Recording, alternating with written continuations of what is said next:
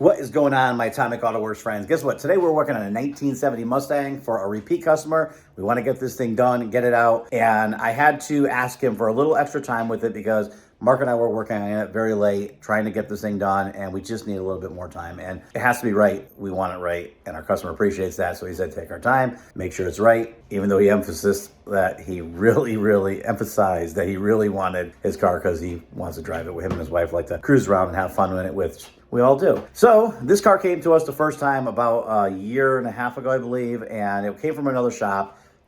This is a common thing that we get, cars from other shops that are rough, and that's why we go through everything. We give pictures, videos, we show our customers what we did. With this car here, when it came to us from a shop, had 2 valve cover gaskets on one side, none on the other side, no thermostat housing gasket. I mean, just a bunch of remedial stuff. Every nut and bolt's different and crazy and all that stuff. So we went through, fixed a lot of those things for our customer, and then kind of showed them that the wiring was pretty bad, because one of the things that we had to do was actually get the car running right. You really can't. When the wiring is so bad, it just needed to be replaced. So we told him that. He said, you know what? Next time we do this, I'm moving my hands, not shaking. The next time we do this, we are going to rewire the car. And we're supposed to only do, that's why a lot of times you wonder why we're running behind. Every car turns into a project, or it exceeds what has to be done. This one here was supposed to be just an engine harness originally.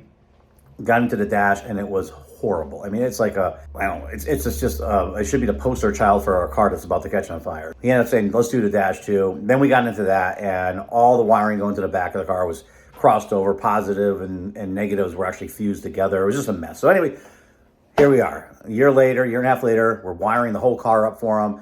And we asked him for a little more time. He gave it to us. We're gonna try to knock this thing out for him.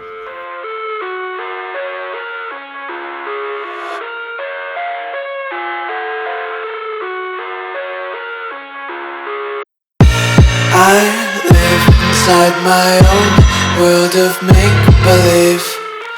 Kids screaming in their cradles, profanities. I see the world through eyes covered in ink and bleach. Cross out the ones who heard my cries and watched me weep. I love everything. Fire spreading all around my room. My world's so bright, it's hard to breathe, but that's alright. Hush.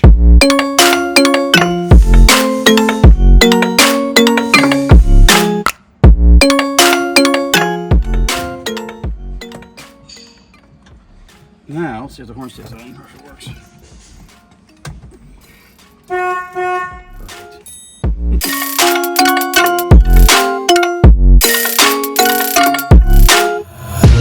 Take my eyes open to force reality.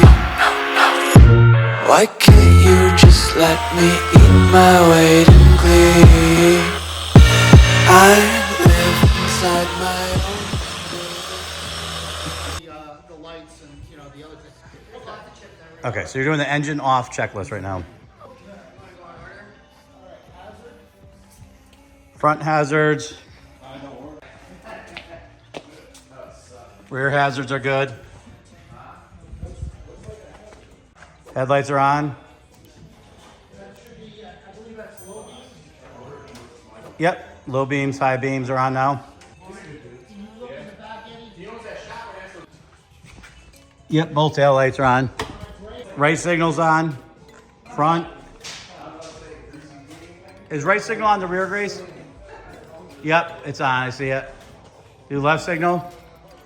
Left signal front's on, and left signal rear's on. Okay. Windshield wipers. You want to check the horn? So fuel pump should be on. Run and start. All right, I hear the fuel pump.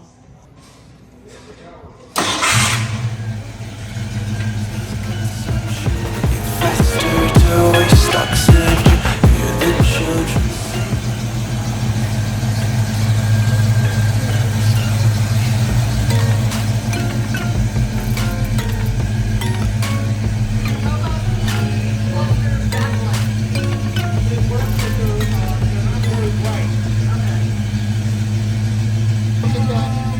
Yep. Backup lights? Backup lights are on. Both of them? Yep. They're off. I'm like the holy covers in my life. Just tripping on Now the Mustang is all wrapped up. The customer can take it home. He can enjoy his car. We're super excited to finish it. We're on to the next project. If you like our videos, please, we appreciate you watching them. So please like, share, subscribe, follow, tell a friend, all that type of stuff. Have a great day. I live inside my own world of make-believe.